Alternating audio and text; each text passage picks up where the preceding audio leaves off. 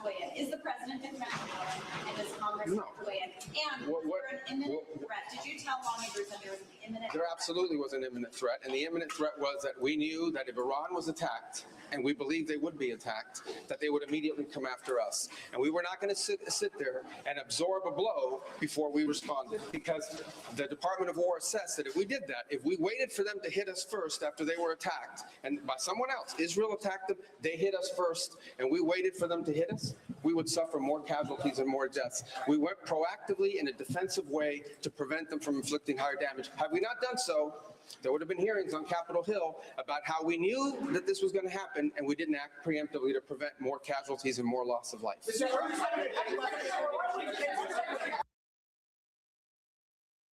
At all in your mind? I guess he is. Some people like him, and we haven't been thinking about too much about that. It would seem to me that somebody from within maybe would be more appropriate. I've said that. He looks like a very nice person, but it would seem to me that somebody that's there, that's currently popular, if there's such a person. But we have people like that. We have people that were more moderate. You know, these were radical lunatics, and you know what they get? They get nothing. All they do is kill people.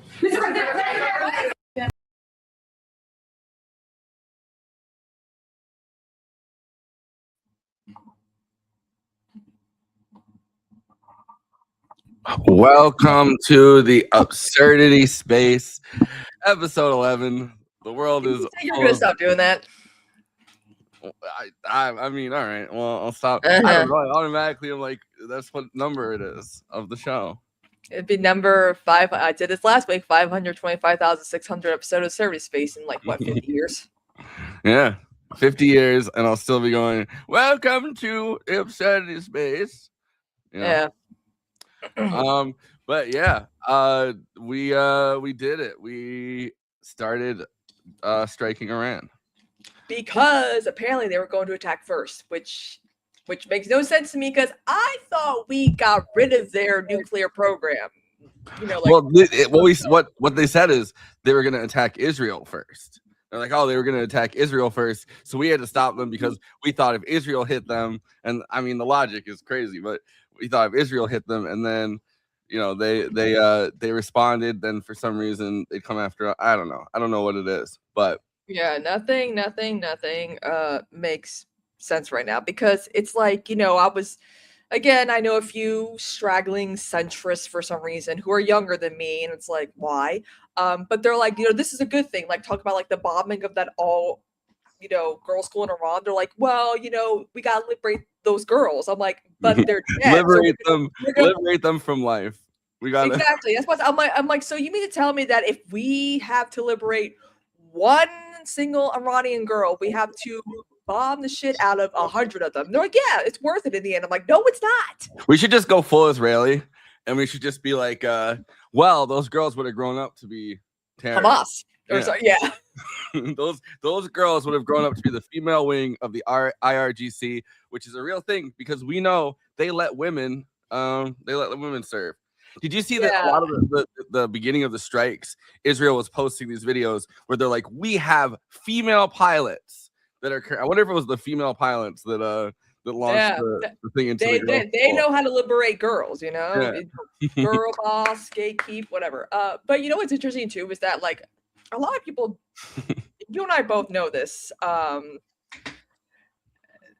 Iran, again, is the largest state sponsor of terrorism, blah, blah, blah, blah, blah. But again, arguing with these people who are Democrats, you know, moderates, even liberals, they still think that this is justified war. And I'm like, how many times have we have to go through this? I'm like, most of the foreign policy conundrum in the Middle East and in South America is at fault of the U.S. government because of coups, because of overthrowing democratically elected progressive-ish or even like moderately liberal types for like dictators. Because someone tried to tell me that the coup of Chile in 1973 was a success. I'm like, do you not understand that they worked with a Nazi cult to kidnap and torture like leftist dissenting voices of Pinochet? And then they just stopped replying, and I was like, apparently y'all don't know enough. Well, I mean, you know, it goes back in Iran to Mohammad Mossadegh, who was the democratically elected leader of Iran, who was bringing democracy. Yeah, during democracy, and because of that, the Shah kind of fled, which happened a bunch of times, and it's really funny to like imagine this Shah, who's not even, he doesn't even have the aura of his dad. Like his dad had enough aura that it was like, you know, you see pictures of him in the shades and stuff. It's like, all right, like this guy definitely started Savak with CIA help and could have like, you know, he had enough aura on the stage to like get Americans to support him. And I don't think the son, Reza Pahlavi, has that same kind of aura, because I saw him get wrecked by Patrick Bet-David. Yeah, a lot of another thing too is that a lot of power players are also, you know, like dead. So it's like who's there left really that could actually like, you know, bring democracy and rule Iran in this new era of making sure girls can wear mini skirts again or whatever. Like I keep like, how many Ayatollahs have we been through? Like since every few years we hear the Ayatollah Veranda, the Ayatollah Veranda. I'm like, well, apparently all of them were bad. So when are we actually going to get a good one, you know? We got to get a female Ayatollah in there. Exactly. But it's just so funny. We're like, oh, the Ayatollah Veranda, you know, it's like, oh, cool. What does this mean? Does that mean we don't have to attack them anymore? They're not. Someone made a comment that I saw someone made a comment of how like youngsters need like another 9/11. And I'm like, first of all, Iran did not do 9/11. That was Saudi Arabia. Second of all, why would you say that?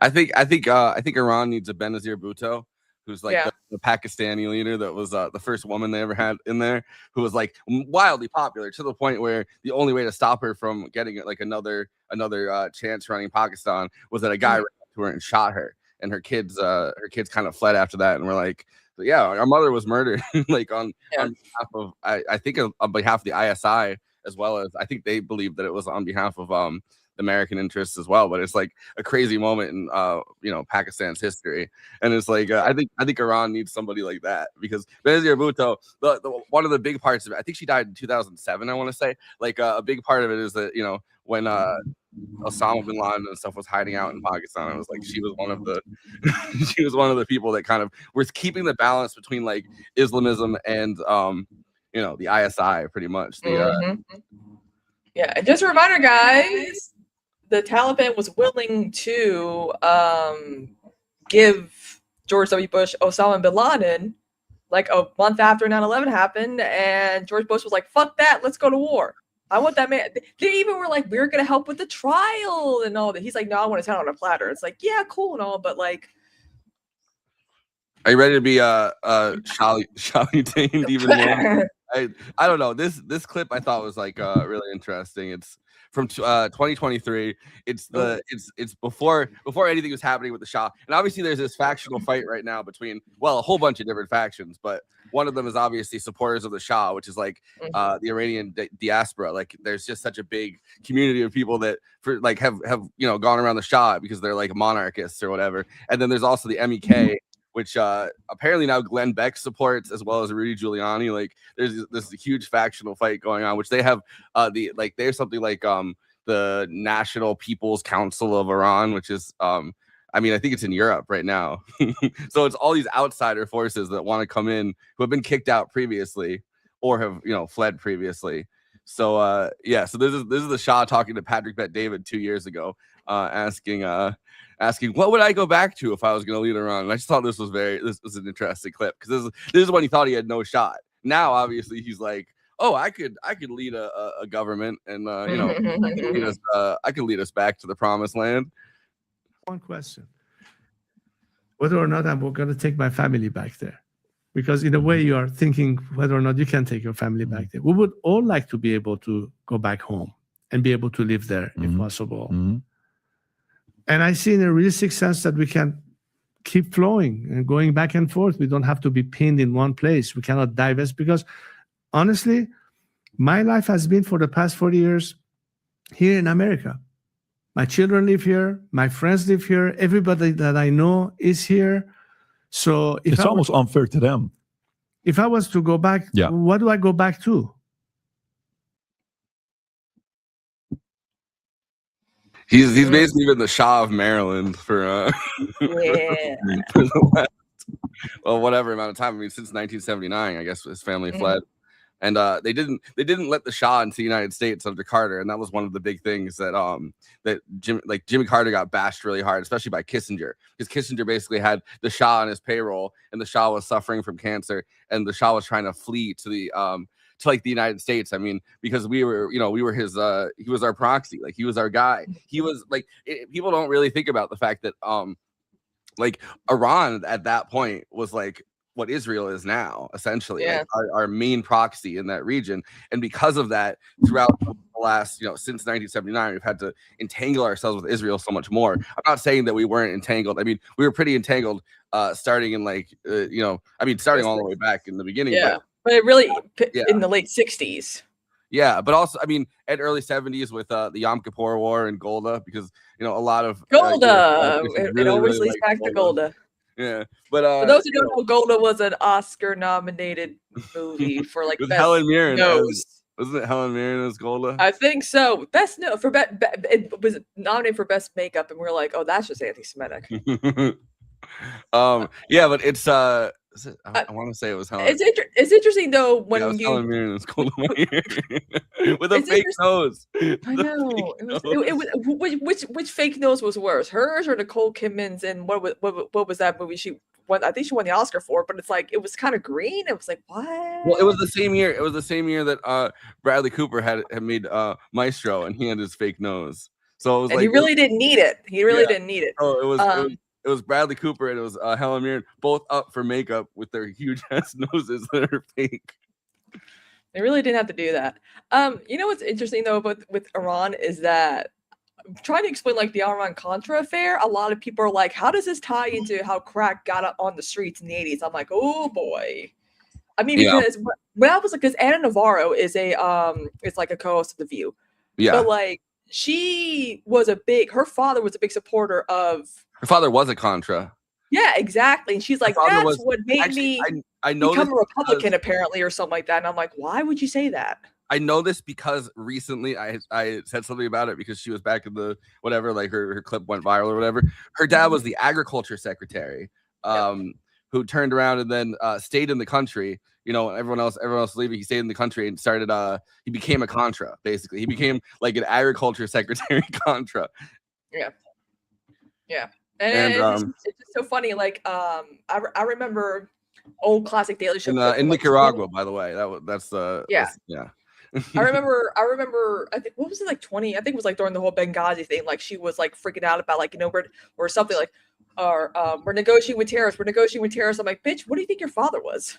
Yeah, I mean, well, that became a huge thing during the like the Reagan era in general, because there just became kind of this designation of like freedom fighter, which freedom fighter is just somebody's terrorist, right? Like it's the same exact thing, but it's like, and it's always kind of been this distinction that like now kind of has brought the term terrorist into like, I mean, not that the term terrorist ever meant anything concrete. It didn't, because, like for a long time, what a terrorist was in America was it's like an American who either is on the left or the far right that does something like, that acts in their own interest. Like a Perfidia Beverly Hills type of situation. Yeah, well, the Weather Underground was one such, but there were also like Italian anarchists, Italian immigrant anarchists, Russian immigrant anarchists, like, not what we think of as terrorists. For a long time, it was anarchists were doing a lot better than socialists were, kind of in the very early 20th century, and then it kind of flipped around because something happened in Russia and.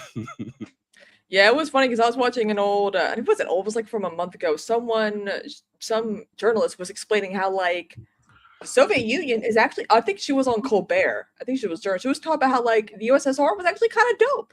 Workers' rights were high, women's rights were high. And I was like, what? Imagine saying that on CBS. This is Colbert. Because I mean, she was kind of slapping though. Like she was, it's interesting because a lot of people in the comments were like, I didn't know any of this about the Soviet Union. I'm like, yeah, no shit, because you grew up during the Cold War when you were fed propaganda. And also to say that like the Iran-Contra affair, where a lot of people are like, that's kind of how we got cocaine and crack cocaine. And I'm like, it's like Charlie's like weird Pepe Sylvia board, like trying to tie Iran with Nicaragua, right? Like all of that, like with the Contras and the Sandinistas. Well, you start to go insane when you start to delve into Iran-Contra as like a. Because it's like, how does that all connect? And I'm like, crack. Because basically, I mean, my understanding of like a lot of it, right, is that Iran at the time, Reagan had made a deal behind the back of Carter, where it was, he was going to make him look good because Carter was struggling. They had taken the embassy hostage, and all the embassy people in there, and Jimmy Carter was negotiating to let everybody out of the embassy, but Reagan said, "I'll give you a better deal." I mean, he had his later CIA director pretty much go behind his back, or go behind Carter's back, even though they were like, "Oh, we support whatever Carter wants to do." Go behind his back and make a deal so that once Reagan was president, then everyone kind of was able to leave the embassy because they had kept them hostage. The hostage crisis kind of was this big thing for Reagan. And then he made another deal with them pretty much. He was giving weapons to the IRGC and to the Iranians, selling the weapons secretly, and then taking the money from selling the weapons, and then taking that money and giving the money to the Contras, because at the time the Congress wouldn't fund the Contras. So they're looking for other forms of other routes, other kind of ways to get money around Congress. And then the drugs poured in. Yeah. Well, then what the Contras did is then they're the ones who poured the drugs in, essentially. And it's like that it's like this flow of money and of intelligence assets and all of these things. But you sound crazy when you try to make all the connections. It's like, and that's one of the reasons I think that it came to the point where kind of Reagan got away with it, even though a lot of people, because I thought even back then Iran was like the number one, sponsor of terrorism, even back then apparently. So it's like, it's amazing how people have like nostalgia for the 80s, wearing the Bush Reagan t-shirts, and I'm like, AIDS crisis was ignored, Iran-Contra affair, the economy sucked, trickle-down economics, he had to dip in Social Security fund to fund tax cuts that didn't work out. Like, there was a whole bunch of shit that I'm like, I mean, the pop culture slapped. Don't get me wrong. The culture at the time, all the music, movies, art, whatever, fall of the Berlin Wall, whatever. But like the economy and what was going on, people forget that the 80s were a very, very dark time. Yeah. Well, the 70s even more so, right? Like the 70s were a time. That's when terrorism became a thing. People were hijacking planes, jumping out of them, DB Cooper shit, Some of the people that hijacked planes were pretty based. Like there's a lot of PFLP, like Palestinian liberation people that would they would hijack the plane, then they would stop the plane, let everybody off, and then they'd be like, "Oh, we hijacked." Yeah, they're like, "We are going to land. Don't worry, we're not gonna crash or anything. The 9/11, whatever. That's not a thing now. But like, we're gonna let them land, and we're gonna just take off. Bye bye." But there's also throughout this time there was the Safari Club, which was the basically all of the most evil people around the world that you could think of that are U.S. assets, from Israel to Saudi Arabia to people like Khashoggi, Aman Khashoggi, who's the one who Adnan Khashoggi is the one who sold Donald Trump his yacht, his giant super yacht or whatever that he was taking around. That's that was like his friend and benefactor, which is how you look at Trump as having like these intelligence ties. He was also very connected to Epstein, so it's like you could look at Trump having these ties all the way back then. It went from like I can't remember what he called his yacht. It was Donald Trump's dad's from Germany, right? Not the Bronx. Yeah, but I saw that and I was like. But yeah, all that to say that this goes back quite a while and has a lot of U.S. connections. But just a reminder, guys, Iran, again, they keep saying, it's because Iran bombs like our military bases in the Middle East and all that. But it's like at the end, you can't be saying that it's the number one sponsor of terror. I know it's Manny. I'm dog sitting for a few days, but like, I just don't understand where this narrative is the number one state sponsor of terrorism comes from, because it's like Iran's never attacked us specifically. It's because of they're the number one state sponsor of terrorism because they fund Hezbollah, they fund Hamas, they fund all of these groups. So their money network essentially is what people are talking about when they label them the number one state sponsor of terrorism, because a lot of these groups are not groups that are like overtly governments of places. They're like, and they also all don't follow like the same, like a lot of people think all the Middle East is all the same. Like, no, Sunni Shiites are at war. I'm like, there's different, and it's fun. It's like funding different things for different purposes, even if they might like contradict or like not agree, but it's always having like some type of like similar goal.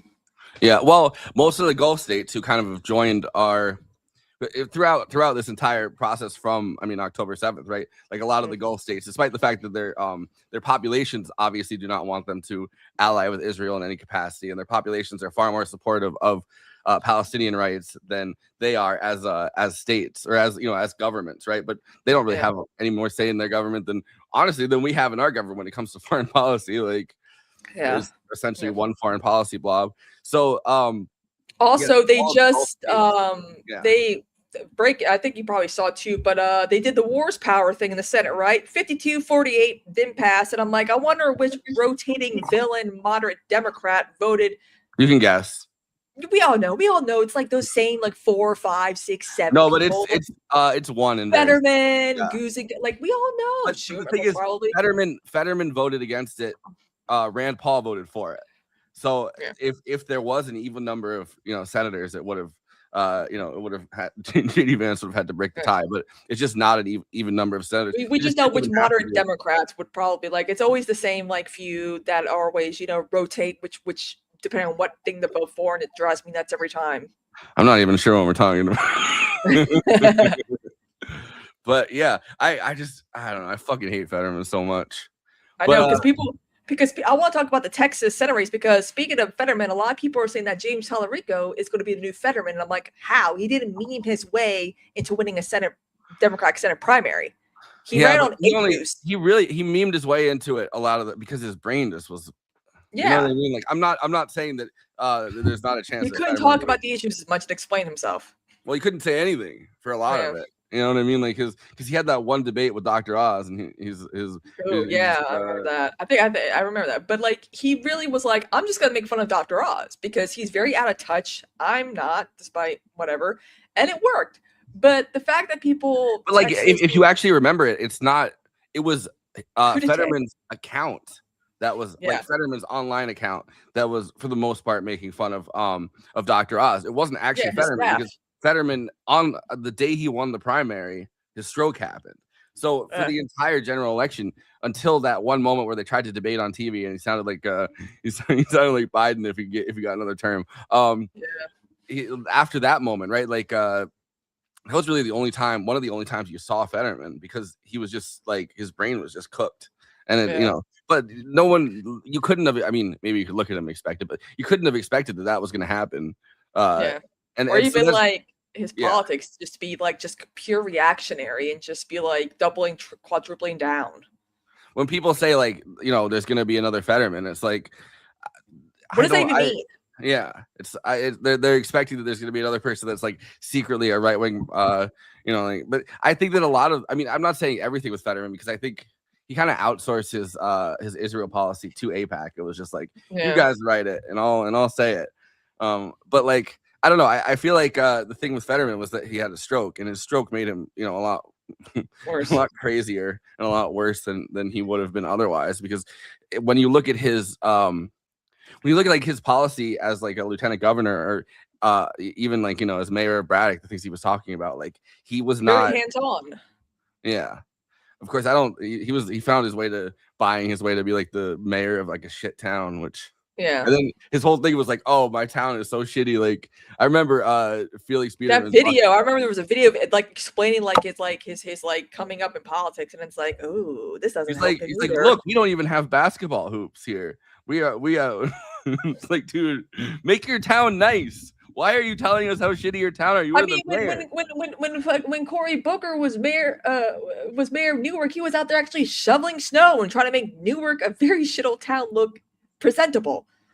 Because every time I would go on the train, Manawan, to go to the city, the few times I would go back up to Jersey, there was always some idiot who was facing forward in Newark every time we drove by, and it's like, oh, this is where the Four Seasons got out of Queen Latifah. Like I'm like, oh damn, it's not a pleasant place. Well, I mean, that's the thing with Cory Booker. It's like Cory Booker. How did he come? Yeah, he was Mr. Newark, and it's like, really? It was like, you didn't do anything for this place, like. Yeah. Well, I don't understand. That's why I never. I mean, at least with Bernie when he was mayor of Burlington, he was out there like interviewing goths at the mall or whatever, and be like, "Yo, what do you want me to do?" I mean, Burlington is so fucking nice. Yeah. I've gone there on multiple vacations because Vermont would be a nice if you're someone who's like, oh, I don't want to get into the city, but I want to move up north. I feel like Vermont's like the perfect like state to live in. Yeah, although it gets kind of weird the further you go into it. I remember I went to Stowe, and in that area is like where the Von Trapp family ended up, because it looked so much like Austria. And Oh yeah, there's so I always was- that one town that's like a little slice of Bavaria. It's kind of like hell in Georgia. When you I go remember there, I was driving with my friend, and like we were staying at some like Airbnb or something. Hey, no, I was nice. driving and then I remember it was like the Von Trapp family bar and the grill, and I was like, oh fuck, What? like there's like they stayed here because it looked so much like their home of Bavaria, or like Austria, their home of Austria, and like the Austrian hinterlands. And I was like, I mean, I guess. Like, Yeah. So I want to talk about Tuesday, because we were covering Begonia, Yeah. but like Democrats did pretty well for their primaries, and Dan Crenshaw. I mean, there were some Republicans who were like, I didn't know they were in trouble, like Dan Crenshaw. Like there was clearly a lot of Republicans who are very pro AIPAC who are actually struggling. It's like, okay, I see that, but also too, there were some outcomes where people were mad, obviously, when it comes to Jasmine Crockett and James Tallarico, and it's just like, here's my thing. They both ran very similar campaigns on policy. Dude, that would be right? so down to have a creator commune in Vermont. That actually would be the I best love place to do Vermont. That's like the place that I've gone that I'm like, I would move here. it. Yeah. That's why Bernie loved it. But like the problem with the campaign is that Tallarico was focusing on issues. He kept it very nice, very clean. But Jasmine Crockett was like, I'm gonna run a campaign like Trump. And just use my identity as a Black woman, accuse people of being racist. We've seen this before with certain like liberal, Black Democrats who run or whatever. And it's like, it's the same playbook. But even then, even Colin Allred, who started that rumor, the mediocre Black man thing that James Tallarico did not say at all. He just said the campaign was less than or whatever. Kind of looks like Black Fetterman.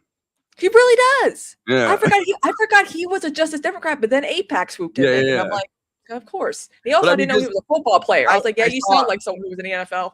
I saw a picture of him standing next to Jasmine Crockett and his body posture. I mean, he's more in shape than John Fetterman. Don't get me wrong, but the body like the slump forward that he has reminded me, because he's so tall and kind of almost ogre-like. And I was like, this kind of reminds me of Fetterman. Like, and when I hear his voice, I'm like, yeah, he definitely does sound like he was in the NFL. Did y'all feel like Black Fetterman? Yes. But it was so funny that it's like, part of the reason why Jasmine Crockett left her district, even though it got redrawn, she really didn't have to leave, because her replacement was a pastor of hers that she promoted, who basically said "fuck Israel" on October 8th. I wanted to play this clip. This is his speech. He's more progressive than her. I guess Jasmine Crockett wasn't paying attention in church that week or something, but oops. Come on. Oh, hello. Because I recognize that we got to be pro-Israel. Yeah, we got to do that, or we get in trouble. Well, I'm coming to get in trouble. Israel, and I'm going to quote Jimmy Carter. Jimmy Carter says that Israel is engaging in apartheid with Palestinians.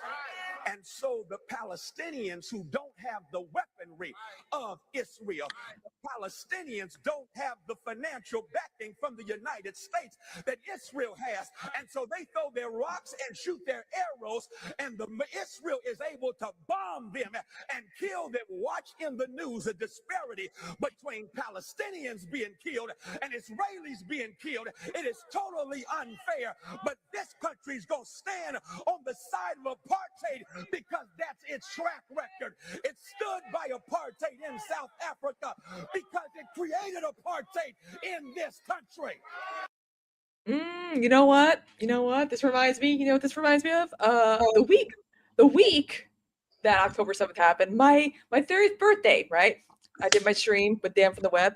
I literally was like, "Fuck Israel!" I was like, "It's good." That man should run for president one day.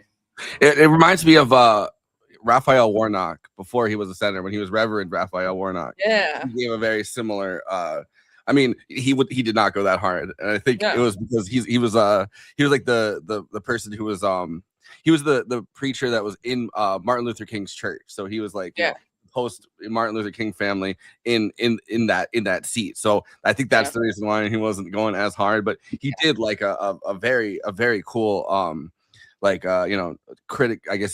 critical of Israel speech. I would call it, or sermon. By the way, black church seems so much more fun than white church. Why do you think Jim Jones went to black churches growing up?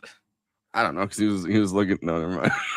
Yeah. I mean, he was I was gonna make a really bad joke. Yeah, good thing you stopped yourself. But from what I remember hearing, growing up, he said he felt more like identified with the black kids growing up because they were ostracized and all that. I'm like, well, you're the one who was killing like random animals and forcing people to attend your funeral. So yeah, okay, that maybe you're just weird. But he's like liveliness. People see me kill cats and they're But like he liked the energy because he would mix the black church with like a Pentecostal type of this, and I'm like, oh, that's great. But that guy, I like him. I like that. I like Jasmine Crockett's play. But she basically screwed her own political career because I still don't think James Tallarico is going to flip that seat. They think that in Texas it's just black voters. I'm like, no, in certain races, there's other demographics of voters that actually do matter more. For border states, Latino voter turnout is what matters. In North to South Carolina, Mississippi, Georgia, the black vote really does matter more. Yeah, I would say it's not a good sign that Cornyn and Ken Paxton are heading off to a runoff. And Trump's like, stop. Trump's like, stop. I'm gonna make a decision. And I'm like, oh, Jesus Christ. This is I'm gonna pick your senator for you. Yeah, that's basically what he's doing. Oh. Yeah. More dogs are coming. Dogs. But it's just funny because you babysat that dog before, right? Oh yeah, plenty. Yeah. Because I remember seeing you babysit that dog. You the blue baby. Her eyes match your fur. It's cute. But what's funny to me is that a lot of black, the Jasmine Crockett supporters are like, we are going to tackle racism by doing other forms of racism against Latino voters who did not get behind our can. And I'm like, what? No, like that doesn't give you a pass because I tweeted out some stuff. It's like, y'all black liberals love to talk about supporting black women, unless it's Cori Bush, Nina Turner, Donna Edwards, Summer Lee, Ayanna Pressley, Ilhan Omar, and then I just stop because it's just the list goes on. And a lot of other people are like, yeah, thank you, finally someone said it. So I'm like, you're welcome, I guess. Right. I was arguing this with somebody the other day that was being really fucking annoying, and I can't even remember what context it was, but it's always like listen to X voices, like listen to black voices, listen to black women's voices. Like it always means the people you already agree with. But you're gonna find somebody of that identity group to say the thing that you're already saying. So it's no one, because if you listen to all black women's voices, you're listening to Candace Owens, everybody from Candace Owens to Nina Turner, right? Like on some kind of scale or whatever. Yeah. So it's like nobody's listening to all black women's voices. Like that's not a thing. And there's no nobody's a monolith, right? Like no cultural amount of people are a monolith. So it's like I just feel like it's one of the most annoying things that liberals kind of came up with during the identity politics one era or whatever you want to call it, where it's like, oh, listen to X voices, and then of course it's like listen to Cuban voices, listen to Venezuelan voices, listen to and it's the ones who live in fucking Miami, right? They're like, please bomb my country. It's like, well, no, I don't think we should listen to those voices. I don't think that's I don't give a fuck if you want us to bomb your country. We shouldn't do that. Yeah. And it was interesting too, because I was surprised that I got very little pushback from some of my tweets about this stuff, because it's like, oh, I'm a white woman, what am I going to do? But then, a lot of, black leftists were like, yes, thank you. Someone has to say this. Someone has to point this out because we are not a monolith. And I'm like, yeah, I agree. I'm like, it's not fair to you guys because you're constantly being pushed out because black Democrats still want to support the status quo. Yeah, and you could always find somebody within that identity group, but it's standpoint epistemology, right? Like that's the kind of the thing where it's like the lived experiences of certain marginalized groups. Tapping in from state prison, nice. What'd you do?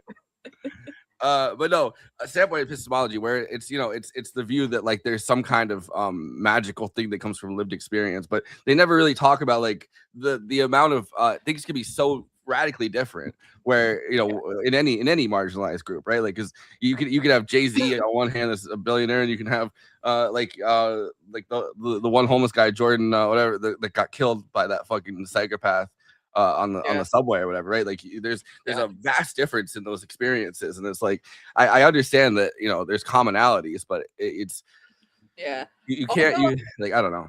Also, I feel like Jasmine Crockett saying that Latino voters have a slave mentality when it came to Trump did not help at all, because it's like, yeah, but you're not breaking down the demographics of Latino voters who would support Trump. It's the fucking Cubans and Venezuelans who live in Miami, Florida that really helped Trump with whatever Latino vote he gained with. Like, she also said we need immigrants because we're not going to pick cotton anymore, and it's like, yes, like that's that like doesn't not help. You're Running in Texas, you're running in a border state. Believe it or not, the Latino vote actually matters more in border states than other demographic of voters. That's just why do you think look at the Rust Belt, you need white working class voters.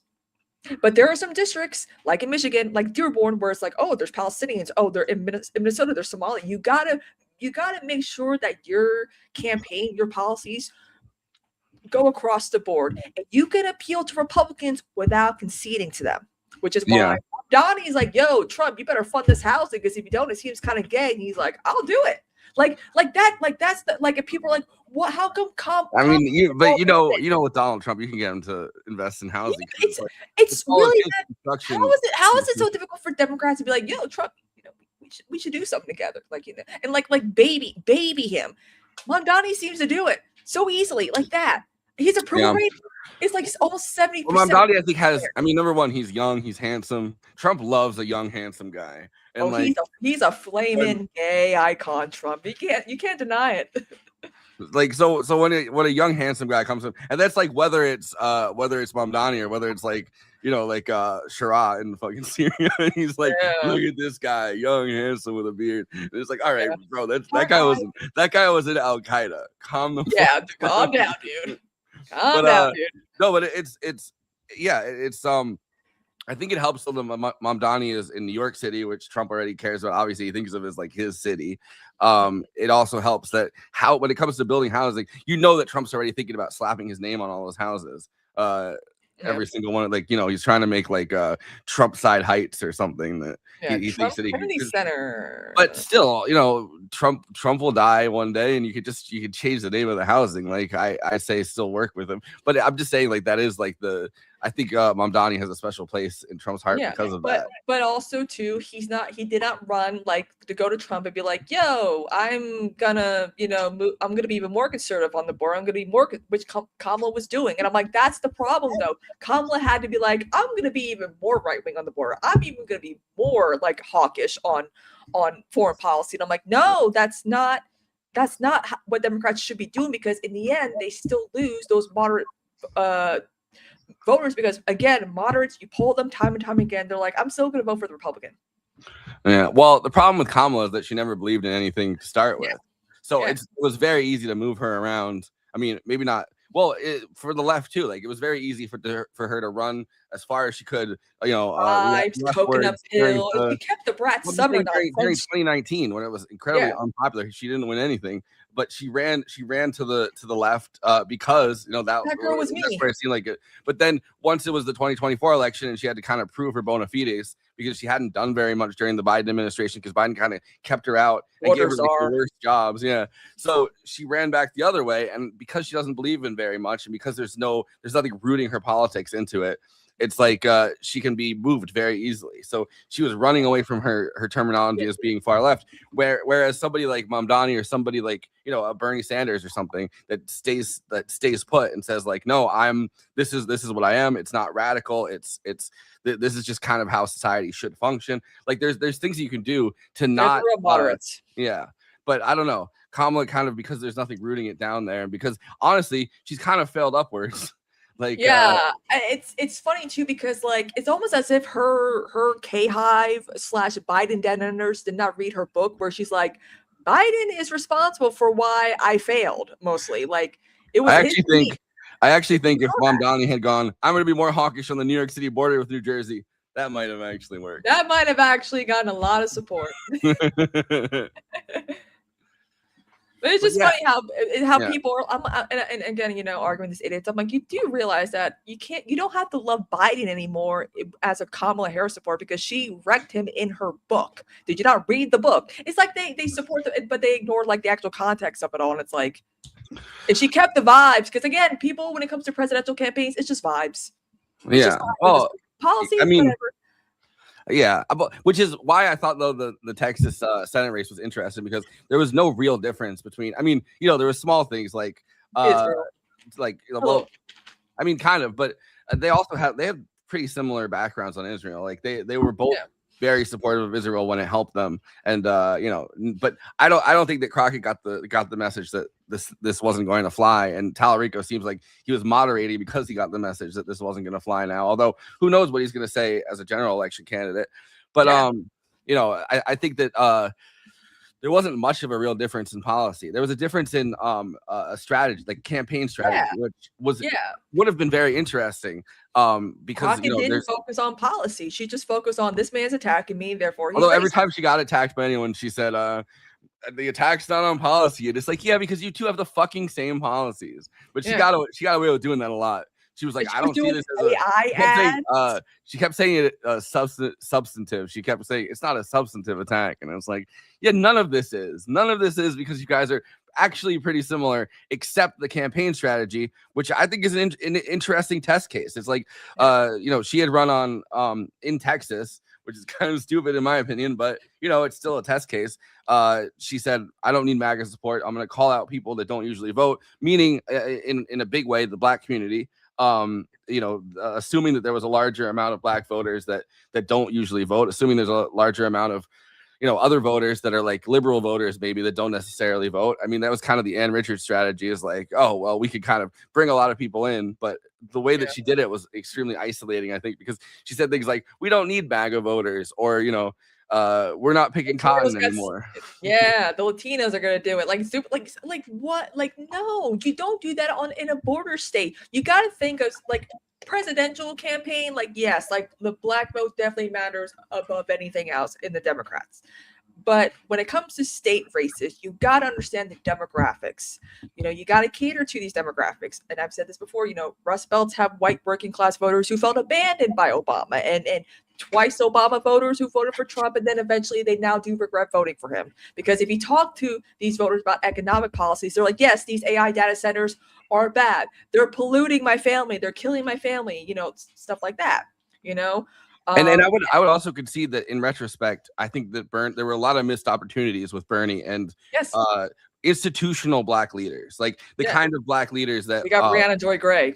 The kind of Black leader. Well, yeah, that was also a disaster. And a lot of his hiring choices were a disaster. But there's like a lot of people that were more institutional, you know, in the Black community that I think Bernie could have probably reached or talked to or gotten to sit on the sidelines. And I don't think he really knew how to do it.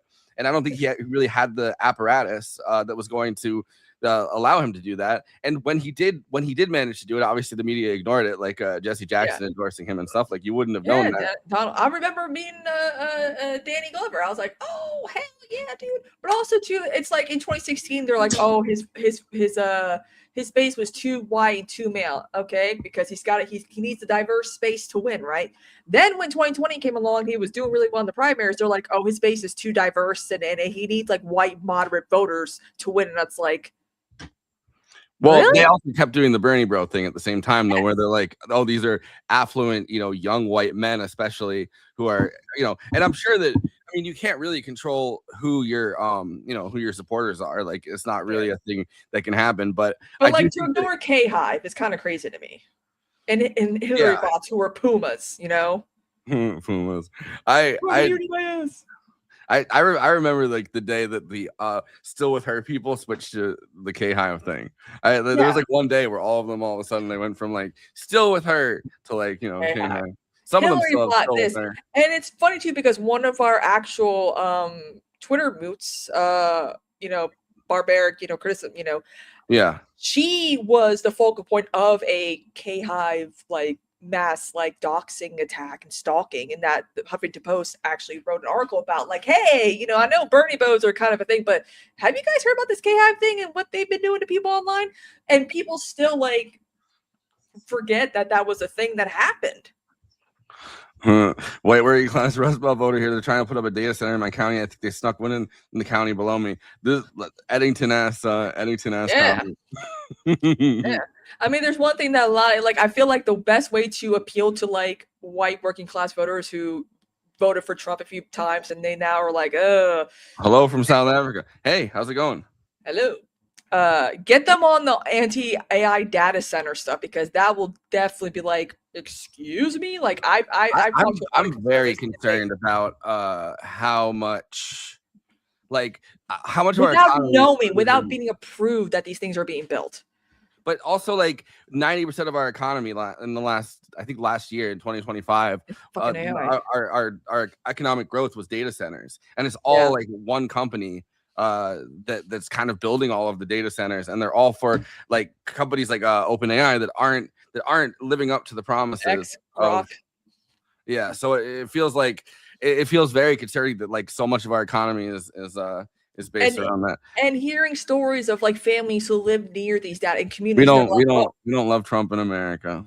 No, we don't. What? Who? No, we don't do that. We don't do that here.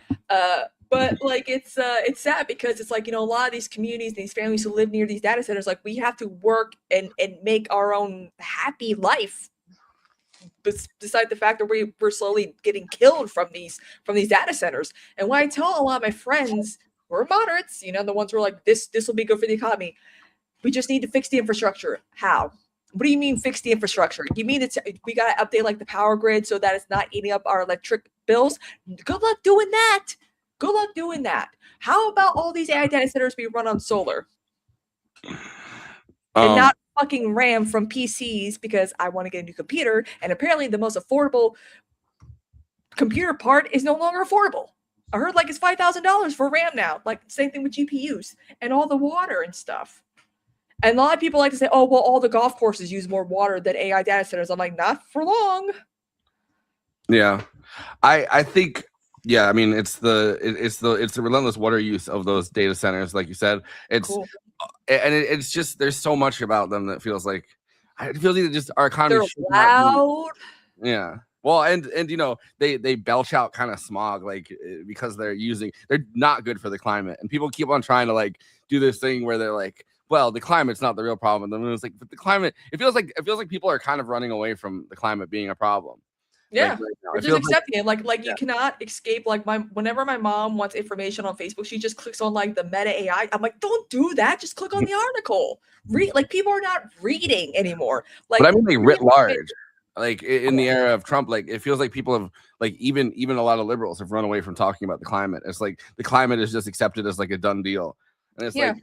The carbon tax obviously was a big policy. I mean, I'm not necessarily even like a huge carbon tax like person as an idea, but it's like you know, that kind of got thrown away. And Trump has basically redesigned all of our like all of the departments to not even recognize that climate change is a reality. It's like, I don't know, it feels like we're cooked. I don't know how much we're gonna be able to get back if people are even interested in getting back to a time where we're getting better on climate. Like, yeah, and it's another thing too. It's like, you know, again, the moderates that I know are like, you know, we can't be Nuremberg trying ice. We got to get to a point where Republicans and Democrats can work together again. I'm like, we're not going to be that way anymore. Okay, get it out of your head that Republicans and especially those think tanks who worked hard to make sure that Republicans became what they are today, they're not going to go back once Trump is dead. They're going to be like, oh shit, what the fuck are we going to do?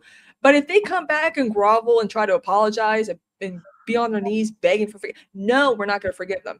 Because there's this one girl on TikTok who I follow who she's got a strong Southern accent. She's like, you know, with Democrats and stuff like that. She's like, you know what I want to say? I want Chuck Schumer. She's like, they're like, well, what do you want Democrats to do? She's like, I want Chuck Schumer to pull a gun on the Senate floor. I want Bernie Sanders to call it a bomb threat. I'm like, you know what? Bring back duels in the Senate. Like, why? Like, I would go big or go home. Democrats, why? Don't do that. Like, I don't. Yeah, I mean, I don't know. I just feel like things are so cooked right now, and it's like every time there's We like gotta be the adults in the room first. Remember that. We gotta be the adults in the room. I don't even know in this Trump administration who is the adult in the room, because it was Steve Mnuchin in the first Trump administration. Like he was the one that was kind of holding shit down every time Trump got too And far. eventually, Bill Barr was like, maybe I should also be an adult, sort of, kind of, maybe. Maybe I should be an adult in the Write a room. But book. they're like, all right, we'll let you come here one time, and then you'll never shut up about it. When I was talking to Trump, I said to him, "You're very different when I'm having dinner with you and you have an incentive to be nice to me." Mhm. You know? I don't know. That shit was, he never shut the fuck up about that after that. But no, but I just feel like there's like so much damage is going to be done in the next few years, judging by what's happened just in the first It's year. just progressing so fast. Too. Yeah. And it's like, how do you undo any of that? I mean, if anyone even is going to undo any of that later on, like how do you even remember all the stuff that's been done? What is the point of harm reduction if you're not going to reduce the harm? And that was the thing that Biden felt like back on, in my opinion. You kept a lot of Trump's policies and you kept some people in when you shouldn't have done that in the first place. And also to being afraid to actually do something about Trump, i.e. the Epstein files and all the other shit he's done. Merrick Garland, there's a special place in hell for you. I do wonder what's going to happen. I mean, I think the midterms probably Democrats will get a lot of Republicans. I think it's up to 30 now that are not seeking re-election, which is not good. Yeah, but then they just get replaced by crazier people, and every town, every area seems to have a crazier guy. Yeah, it's like every John Cornyn who's like already bad, who votes for every fucking Republican policy, but is like, look at that, what that Ogles and Randy Fine too. They're like, they say the worst shit in the world, and it's like, I don't even think Trump would say this shit, but well, yeah, I mean, I'm sticking by my my titling, I guess, of Randy Fine as America's Ben Gvir, where it's just he only exists so that Republicans and Democrats can both go, this guy, he doesn't represent us. Well, there's no policy distinction between, I mean, in the case of Democrats, I think there probably is, but between Republicans and Randy Fine in a lot of the things. I mean, obviously he's extremely performative. He's also like, he's kind of like a male Nancy Mace in the way that he yeah, because was it her? I think it was her. Like, I guess Tim Walz was being asked about like the Minnesota fraud, and she just randomly asked like, "Hey, Governor, what is a woman?" I'm like, why does this have to do? Why do you have to ask what is a woman at every fucking hearing, regardless of the topic of the hearing? And then people get flustered because you randomly ask them, and then you're like, he doesn't have an answer, and it's like, I just would be like, what does this have to do with the actual subject of the hearing? Do you not want to hear my answers about this specific thing? Why do you do this every fucking time? Like, I'm tired. Jeffrey Epstein, what is a woman? They're talking to Jeffrey Epstein. They have Jeffrey Epstein on the stand. Yeah, Jeffrey Epstein. I'd be like, what do you think a woman is? Are you a woman? What about women who can't conceive kids? Because apparently people were like, women are, But it's performative, right? Like if it's not on the topic at hand, that's really what it is. And the whole Randy Fine thing, with pretty much everything he does is like, he's like, oh, we're gonna do the stop Muslims from getting from stealing dogs or something bill, and it's like, yeah, that's never. This is just pure performative politics. That's all it really is. Like I just can't deal with it anymore. That there's gonna be a time where it's like, oh, we gotta forgive these people. I'm like, nah, we're not gonna. When that man finally goes, it better be in broad daylight. I better be out somewhere in public. I don't want it to be quiet and peaceful. I just think we're in a death spiral. It feels like there's going to be another guy that's worse down the line, and then Trump won't seem as bad. I just can't think who has the charisma. I feel like that's the thing that like everyone's like JD Vance, and I'm like, I don't think it's gonna be JD Vance, but like I can't think of someone who could be worse than Trump. Like I feel like Trump is like the last thing. I mean, these people are trying to cling on to power. You can always have somebody worse than whoever it is. Yeah, but like, who? I will say something I was wrong about. I think if this progresses the way that it is progressing right now, the first term of Trump, I was like, George W. Bush just on any number of levels was worse than Trump. But it seems like if this keeps going the way that it's going, and Trump continues this war on Iran, and the bodies pile up, it seems like maybe I was wrong about. I mean, I guess it's a different administration this time around, but it's like it's George W. revenge administration. George W. Bush got a liberal, like, like forgiveness and all that apology, in Trump's first administration, because they're like, oh shit, Trump's really bad. I mean, Bush was kind of bad, but this is really bad. And it's like the hugging Michelle Obama memes. But the thing with George W. Bush is he was still a normal Republican in the sense it's like transition of power. I'm going to help you guys, get into the White House, like that. Except for in 2000 when that's about it. But then when it came to like two terms, that's it. No third one. I'm good. Like I destroyed the world, and Yeah, I mean, I don't know. There's like he came at like the worst possible time too. But, it's like so many things. Student at Harvard or whatever the fuck he went to. Like, what, really? But I feel like everyone forgets that like George W. Bush, like when he was running for office, ran on like America can't be the world police. We can't, and it's like then the 9/11, whatever happened there. It's like never mind. Yeah, and I think that was always the plan. It was always neocons in this administration. So it's not like I'm saying that. Hey, we learned a lot from watching our friend Adam McKay's movie Vice. Yeah, but then following that, Trump runs as like we can't do neocon stuff anymore. And then he's doing neocon shit. Yeah, with everyone that was like, we've learned our lesson. No more regime change wars. But then we have like these weird turns of phrase where it's like we're not regime change. We're not doing regime change, but the regime changed, and it's like, okay, well then you are. That's regime change. Yeah. Or it's like they kidnap Maduro and put him on a plane, and he's and then they're like, well, it's not technically regime change because it's only the person at the top. The regime's still there, and it's like, all right, well, you guys are being so fucking semantic with this that it's turning Orwellian.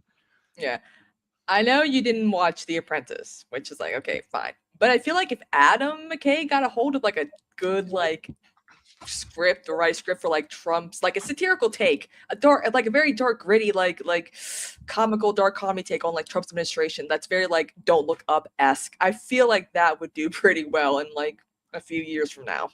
Yeah, but I mean, I think what would stop somebody from doing something like that is like it becomes very dated. Like people are like I don't know, like later on. I know, because we're moving too fast from like everything's happening so fast now, where it's like, oh, slow down, we can't do it. It's like a lot of comedians are like, yeah, the Trump jokes aren't funny anymore because the pronoun jokes aren't funny either. Wayne's brothers. What is this? But whatever the joke of the week is, it's just gonna be sale in like a week. You know what I mean? Like it's the most timely. Like there's no evergreen kind of stuff. You gotta be on top of shit. Yeah, but I don't know. It feels like that. But yeah, we could close it out here.